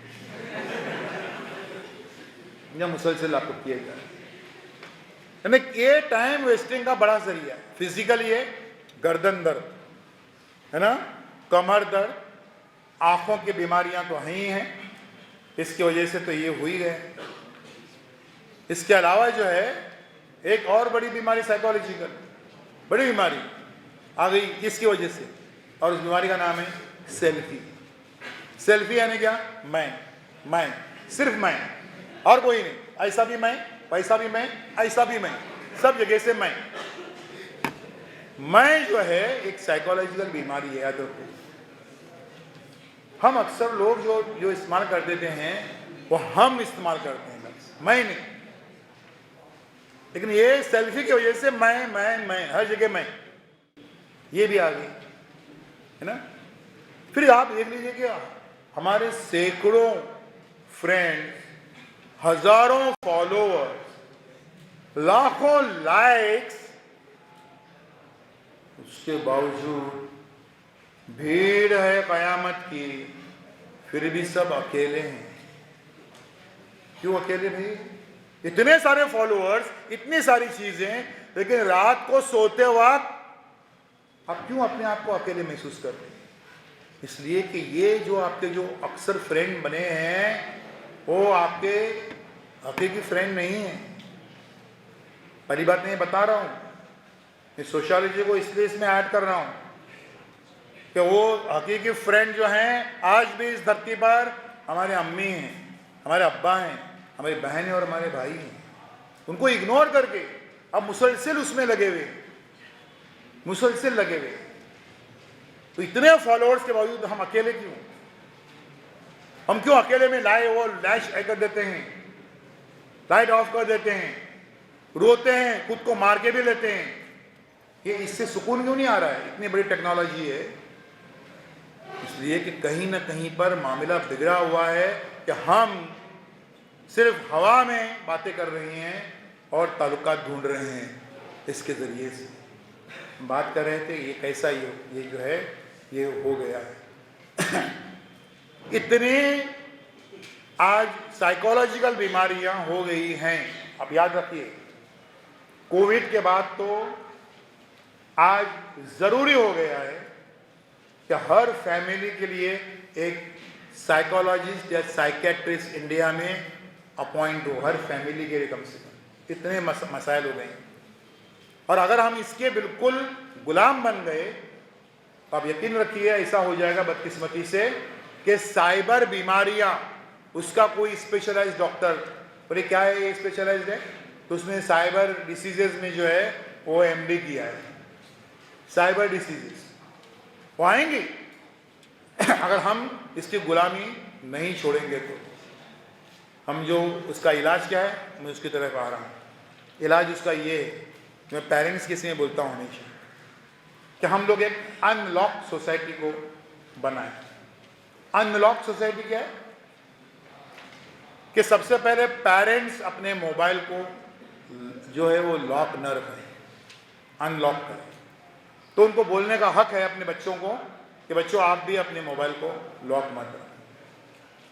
तो उससे क्या हो जाएगा, अब मुझे मालूम है आप लोग क्या सोच रहे हैं, जो सुनाई दिया आपके दिल में क्या है, बोले कुछ भी भलता सुलता कुछ बताओ मत यार हमारे पेरेंट्स को, कि हम क्या क्या कर रहे हैं, किससे फ्रेंडशिप, सब मालूम हो जाएगा, सब मालूम हो जाएगा बोलता है। लेकिन उसके अलावा कोई ये नहीं है। दूसरा इलाज ये है कि साइबर बीमारियां जो हैं वो खरीद लो, वो फ्रस्ट्रेशन का शिकार हो जाओ, डिप्रेशन में चले जाओ। तरीका यही है कि अनलॉक। अब हम कुछ लोग समझते हैं, कुछ हमारे और स्पेशली इंजीनियरिंग के स्टूडेंट भी समझते हैं कि भाई वो कौन से हम साइट्स पे गए गलत सलत, उसको डिलीट कर दिया, पूरी तरीके से डिलीट कर दिया, तो वो फिर ट्रेस नहीं होता है, वो इजीली ट्रेस होता है। वो खाली प्रोवाइडर को हम बोलेंगे हमको ये उसके कुछ कीमत लेगा, वो 100 रुपये 200 रुपया, वो पूरा जो है वो डेटा ला के देगा हमको, तो उसमें जो है वो इजीली ट्रेस होता है। अम्मी अब्बा वो भी अनलॉक करें और आप लोग भी। नंबर 2 ये कि बाजू में बैठकर हम एक जो है वो सेलफोन और या मोबाइल और एक हमको घंटा क्रिएट करना पड़ेगा। हम उससे बिल्कुल ये नहीं कर सकते, सब बैठ के देखें, 1 घंटा हमको उसमें क्रिएट करना पड़ेगा। नंबर 3 ये कि बैठ के डिसाइड करें कि कौन से ऐप्स जो हैं वो फ़ायदेमंद हैं और कौन से नुकसानदेह हैं। तो वो ऐप जो फ़ायदेमंद हैं वो अम्मी अब्बा के इसमें भी रहें और आपके इसमें भी रहें, ये जो है वो करना पड़ेगा। और हम चाहते हैं कि इसके ज़रिए से हमारे दिमाग को उसका नुकसान। मैं पेरेंट्स को हमेशा कहता हूँ कि ये जो मोबाइल पे जो गेम्स है और इंतहाई नुकसान दे, आज हम यहाँ बैठे हैं एक अच्छे काम के लिए, लाइफ मैनेजमेंट के लिए, लाइफ की प्लानिंग के लिए, गोल सेटिंग के लिए, पढ़ाई में आने वाली दुश्वारियों को कि जो साइकोलॉजिकल प्रॉब्लम्स हैं उसको दूर करने के लिए। अभी इसी वक्त हांगकांग में, सिंगापुर में ऐसी जो टेक्नीशियंस हैं और इवन जो साइबर इंजीनियर्स हैं वो बैठे होंगे क्या सोचने के लिए कि कैसे इंतहाई ख़राब से ख़राब ऐप्स तैयार करेंगे जो नंबर 1 सबको मुफ्त मिले, सबको फ्री मिल जाए, और नंबर 2 ये कि वो अखलाक सोज हों, डैमेजिंग हों, ताकि ये जो बच्चे जो हैं, जो यूथ है, हर कंट्री की, हर मुल्क की आप ताकत हैं, हर देश की आप ताकत हैं, वो आपको कब्जे में करना चाहते हैं इंतहाई ख़तरनाक किस्म के ऐप्स बनाकर। इसका हमको गुलाम नहीं बनने का है। हम बात कर रहे थे आपका डिस्ट्रैक्शन जो है आपकी स्टडीज़ में, आपकी पढ़ाई में, उसका हम ये बात कर रहे थे। हम यहाँ जो बात करते हैं जल्दी से 1-2 मिनट के अंदर, नौकरियाँ नहीं मिलती, ये नहीं मिलते, उसकी वजह ये है कि हमको खाली बुकिश नॉलेज से काम नहीं चलेगा। जो आपके जो है मैं 3C आपको देके जा रहा हूँ, स्टडी से लेकर तो आपके इंटरव्यू तक। 3C, number 1 confidence. आपके अंदर जो है वो कॉन्फिडेंस होना चाहिए कि यस आप कर सकते हैं। घर के लोग कुछ भी बोलें, भाई कुछ लोग बोलें, कुछ भी बोलें, आप कर सकते हैं, कॉन्फिडेंस। नंबर 2 है C, वो है कंसिस्टेंसी, कि खाली आज पढ़े कल नहीं, कल पढ़े परसों, ऐसा नहीं। कंसिस्टेंसी के साथ, तसलसल के साथ रेगुलर जो है आपकी स्टडीज होनी चाहिए, यानी प्रैक्टिस का जिन्हें रेगुलर प्रैक्टिस। तो पहला C है कॉन्फिडेंस, दूसरा C है कंसिस्टेंसी, और तीसरा C जो आपको इंटरव्यू में काम आएगा और वो है कम्युनिकेशन स्किल। नॉलेज आपको बहुत कुछ है लेकिन रखने को नहीं आ रहा है। अब रखने को नहीं आ रहा है तो कुछ लड़के ये समझते हैं कि हमने बोल बच्चन बनना चाहिए। वो बोल बच्चन बने और इंटरव्यू लेने वाले इतने बेवकूफ़ नहीं कि आप उनको बेवकूफ़ बनाएंगे। आप कंपनी के लिए एक एसेट हैं कि लायबिलिटी, वो समझने वाले लोग वो होते हैं, बोल बच्चन नहीं। बल्कि कम्युनिकेशन स्किल आपके पास होनी चाहिए कि जो नॉलेज है वो आप रख सके। आप कहीं पर भी जा रहे हैं, उसके बाद में आपकी बायोडाटा में आपने लिखा है और उसके बाद जा रहे हो, वहाँ पर नो वैकेंसी नहीं है, फिर भी आप अंदर गए, अरे आपने देखा नहीं वैकेंसी नहीं है, हाँ लेकिन ज़रा मेरा नहीं, मैं देखने को टाइम नहीं, सीवी तुम्हारा, आपका सीवी जो है देखने को टाइम नहीं है। अब फिर भी वहाँ पर तो उसमें अरे एक चीज़, एक वर्ड उसको अट्रैक्ट किया, कोऑर्डिनेटर।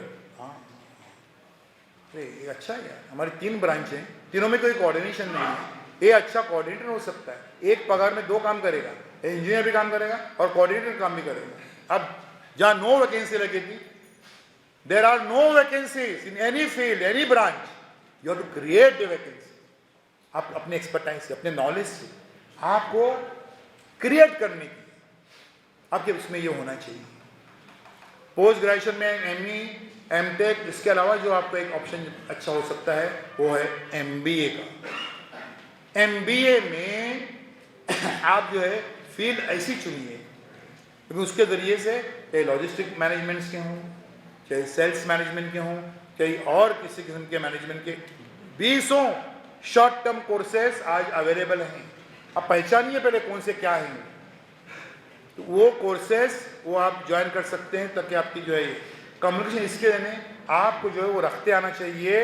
आपका नॉलेज जो है उसको आपको रखते आना चाहिए, और वो अगर आप रखते हैं तो कोई डिफिकल्टी नहीं, रखते आना चाहिए आपको नॉलेज।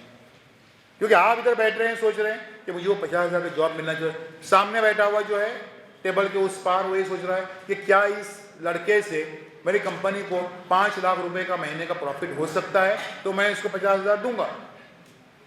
आप अपने पस पर सोच रहे हैं कि आपको 50,000 मिलने चाहिए, सामने से 5 लाख का ये हो सकता है तो मैं इसको दूंगा 50,000 रुपये। तो उसको आपको जो है वो यकीन दिलाना है कि आप you are going to be an asset to the company. MBA के लिए आपको मालूम है कैट जो होता है सबसे अहम एग्जाम होता है जो टॉप मोस्ट इंस्टीट्यूट्स हैं उसमें भी आप कैट, उसमें भी आप MBA का एक कर सकते हैं, जैसे IIMs वगैरह हैं। इसके अलावा जो हैं वो जमनालाल बजाज हैं, सिम्बॉयसिस हैं वगैरह वगैरह, सब यहाँ पर भी कई फील्ड्स हैं जिसमें आप मैनेजमेंट के कोर्सेज जो हैं वो कर सकते हैं।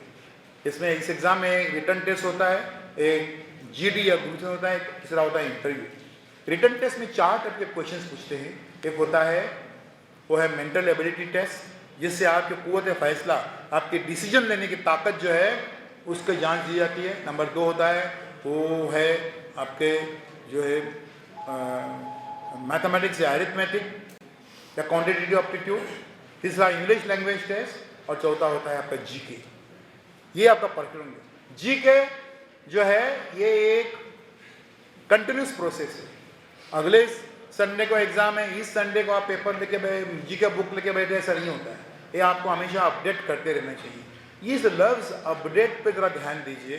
मैं जो कई सारी बातें आपको जो मैं दिया हूँ, जैसे जो मैंने स्लोगन दिया आपको कुछ तो होगा, और ये 3 C's के पहला जो है वो कॉन्फिडेंस है, दूसरा जो है कंसिस्टेंसी है, और तीसरा कम्युनिकेशन स्किल है। उसके अंदर में एक और उसके अलावा वो है अपडेट। बड़े बड़े डॉक्टर लोग MD MS करते हैं, गोल्ड मेडलिस्ट होते हैं, PG में ये करते हैं, कहाँ कहाँ की फेलोशिप उनको होती है, लेकिन एक हॉस्पिटल से जब दूसरे हॉस्पिटल में जाते हैं वो उनको मालूम है कि ट्रैफिक में एक 12-13 मिनट लगेंगे, तो उन 12-13 मिनट में वो उनकी गाड़ी में ऐसे जर्नल्स होते हैं कि जिनको वो रिफर नई मेडिसिन क्या है, जो गोल्ड मेडलिस्ट डॉक्टर है, नई मेडिसिन क्या है, नई अपडेट मालूमात क्या है, नई चीज़ क्या है। तो ये इंजीनियरिंग हो, मेडिसिन हो, मैनेजमेंट हो, इन सब में अपडेटेड रहना ज़रूरी है। आपको डिग्री मिली इन मामला ख़त्म नहीं होता, अपडेटेड नॉलेज आपके पास में होनी चाहिए। आखिरी बात, last but not the least, और last but not the least जो है, और उसका नाम है UPSC का एग्ज़ाम। कुछ आप में से कोशिश करें, ट्राई करें। मैं क्यों बोल रहा हूँ ट्राई करें, कोशिश करें, क्यों बोल रहा हूँ मैं इसको, सुन लीजिए। ये एक ही एग्ज़ाम ऐसा इस धरती पर, सब लोग सुने जरा, मुश्किल से 1 मिनट की बात है ये, एक ही ऐसा एग्जाम है यूपीएससी का कि जिस एग्जाम में फेल होने में भी फायदा है, डिस्क्वालीफाई हो गए तब भी फायदा है। क्यों? क्योंकि इस एग्जाम की तैयारी में आपके पास में history, civics, geography, economics, mathematics, religion, literature, sports, science, current affairs, engineering, mathematics, इन सब के ताल्लुक से इतना सारा नॉलेज मिलता है कि आप डिस्क्वालीफाई भी हो गए तब आपके जो हैं वो स्कूल के 10 साल, उसके बाद के कॉलेज के 5 या 6 साल, इसमें जो नॉलेज मिला है उसके exactly 10 times, I will repeat, exactly 10 times knowledge इस एग्जाम की तैयारी में आपके पास मिलता है। आगे चलकर जब आप इंटरव्यू देने को जाते हैं, अपने सीवी में अगर आपने ये लिखा यूपीएससी अटेम्प्टेड, बच्चों that itself is the qualification. UPSC attempted, वो इंटरव्यू लेने को डरेगा, धचकेगा, अरे बाप रे ये तो यूपीएससी अटेम्प्टेड है, मतलब नॉलेज का एक समंदर तैर के जो है वो आया है। तो UPSC attempted that itself is the qualification. इसलिए ये एग्जाम आप जरूर दे दो। प्रीलिम एग्जाम होता है, मेन होता है और इसमें इंटरव्यू होता है। लोग बोलते हैं उसमें कोई यू टर्न नहीं है, वो इतने 10 लाख बच्चे बैठते हैं, 1 लाख जाते हैं मेन में, 10,000 जाते हैं इंटरव्यू में और 1,000 का ये होता है। गलत है। जो नॉलेज मिलता है वो करोड़ों रुपए का होता है। मैं अभी आपको बताता नहीं, खाली यूपीएससी के लिए होता है। मैं बताता हूं कि अगर आप प्रीलिम एग्जाम पास किए, खाली प्रीलिम एग्जाम, तब भी महीने को आज की तारीख में कम से कम 1 लाख रुपए कमा सकते। कैसे मैं अभी नहीं बताऊंगा, आप जो है ये सब सोचा कि उसी में लग जाएंगे। मेन एग्जाम पास हो गए, खाली मेन एग्जाम, तो महीने के 2 लाख रुपए कमा सकते। इंटरव्यू पास हो गए तो वारे नारे हो जाएंगे। गवर्नमेंट ऑफ इंडिया जो यूपीएससी पास कर देता है, इंटरव्यू भी पास कर लेता है, उस हर कैंडिडेट पे गवर्नमेंट ऑफ इंडिया 5 करोड़ रुपया खर्चा करती है। 5 करोड़ रुपया कहाँ कहाँ भेजती है उसको, क्योंकि पूरे मुल्क चलाने को देने का है, सारी पॉलिसीज तय करता है वो। 5 करोड़ गवर्नमेंट ऑफ इंडिया एक कैंडिडेट पे खर्चा करती है। इतना अहम और इतना इंपॉर्टेंट एग्जाम होता है। आपकी जो डिग्रीज हैं उसको एक नया रंग आता है, कई सतरंगी 7 रंग जो रेनबो में होते हैं, कौसो गजा में होते हैं, वो रंग आपकी डिग्रीज में आ जाते हैं इस एग्जाम को आप करने में। तो UPSC attempted that itself is a qualification. आप इसका भी ख्वाब देखिए, इसका भी सोचिए। बच्चों, हमने मुख्तसर से टाइम में हमने अपने सारे जो मामलात थे स्टडीज़ के ताल्लुक से, स्पेशली साइकोलॉजिकल जो भी प्रॉब्लम्स थे और जो आ रहे थे, अफवाहें थी कि जॉब नहीं है, ये नहीं, वगैरह वगैरह, उन सबको हमने यहाँ पे। मैं अपनी बात इन दुआओं पे ख़त्म करता हूँ कि अल्लाह करे कि आप सब लोग ज़िंदगी के हर एग्ज़ाम में कामयाब और कामरान हो जाएं। अल्लाह करे कि हालात का मुकाबला करने की ताकत वो सोमालिया के शेर के जैसे जो है वो आप में आ जाए ना। अल्लाह करे कि आप अपनी ज़िंदगी से ज़रा से भी पीछे नहीं हटें, फ्रस्ट्रेशन, डिप्रेशन किसी का शिकार ना हो और you become an asset to the nation. हमारे मुल्क के लिए एक सरमाया बन जाए। इसी बात पे मैं अपनी बात को ख़त्म करता हूँ। शुक्रिया। खुदा हाफिज़।